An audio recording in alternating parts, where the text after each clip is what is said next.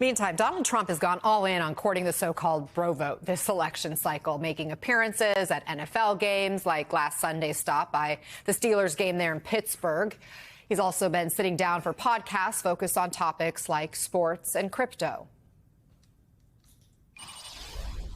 They didn't think good of her before. In fact, she was the last of 13 people that was going to be chosen, but they wanted to be politically correct, so they picked this person. And she's not qualified. Barron is 18. He's handsome. He's tall. He's rich. He's got the whole ball. He's unleashed in New York City.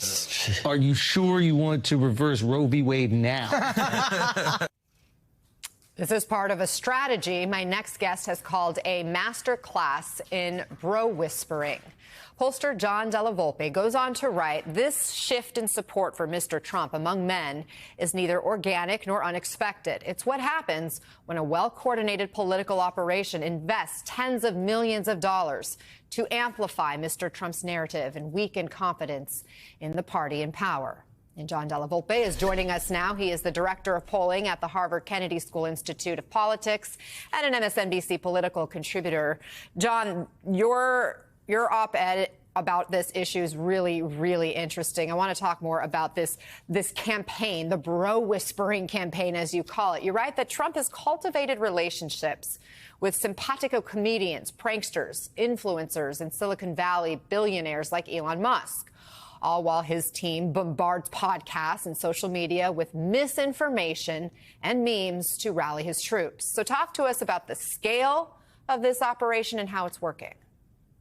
Well, the first part is, Anna, it's working, because what has happened is we see that was once a 19-point margin that Democrats held in 2020 among younger voters who are men. We find that is cut roughly in half to 9 points. I still think it's more likely than not that Kamala Harris wins the younger male vote, but it's all a question of margin, especially in a razor-thin election.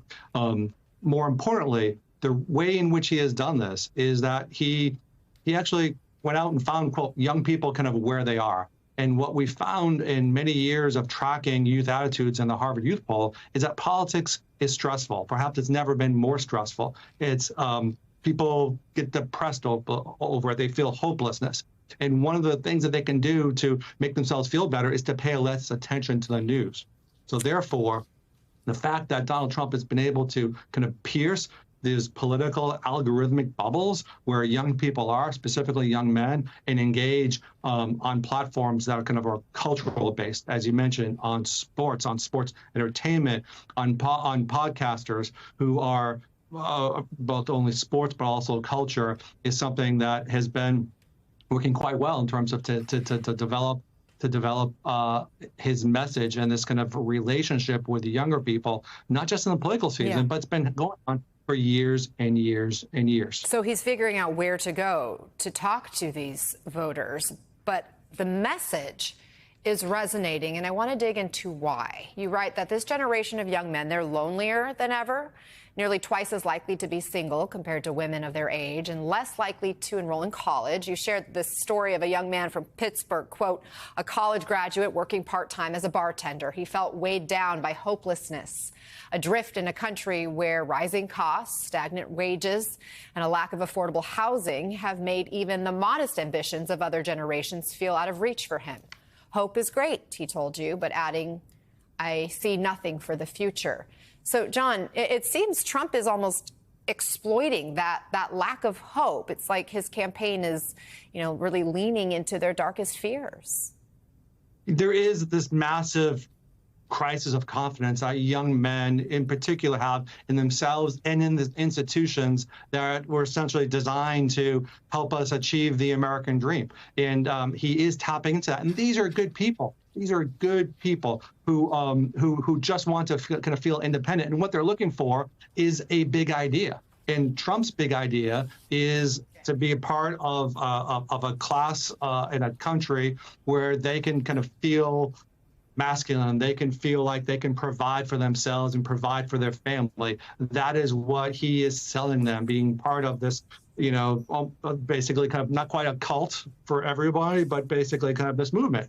And what I argue in that piece is for Democrats to be successful, they need to talk not just about the specific policy points, but to sell a bigger and bolder vision, something that can rebuild confidence and strength and a sense of community with this group of young people, because that's what they're looking for. So we have, Barack Obama, you have Tim Walz, both working together today in Wisconsin. Separately, they've also been talking to the male voter. I'm just wondering, what does it look like in terms of what they can do?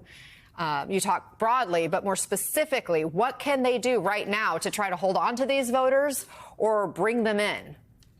The number one is they need to recognize these fears. They need to address these fears head on. They need to say, I hear you. I understand that you feel unmoored, that the future looks scary. But there's a choice here. And what Tim Walz, what Barack Obama, what Kamala Harris need to do is to illustrate the difference, their lives, based upon a Harris administration versus a Trump administration. But at first, they need to recognize this. These young men who are drifting rightward, who are drifting towards Trump, and there's been a 14-point change in party identification in just 4 years. Those young men don't feel like the Democratic Party of today hears them or is listening to them. They don't feel at home. And before you can persuade someone to vote, they need to be recognized as someone, with real fears. And that's, I think, what Governor Walz and Barack Obama can start to do, and Harris can finish it. Fascinating conversation. John Della Volpe, thank you very much for joining us. Thank you.